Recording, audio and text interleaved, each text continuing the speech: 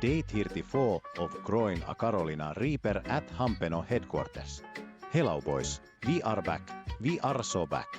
The reason I didn't update was definitely not because Blizzard decided to release the mists of Pandaria expansion. No. We would never slack because of video games. We are facing troubles in different ways.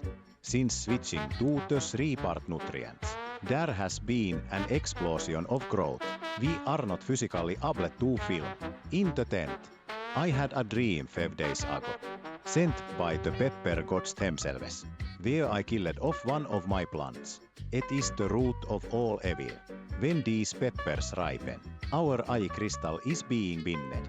Anyways, the wood that we showed off last time, that one did off, but we are not concerned.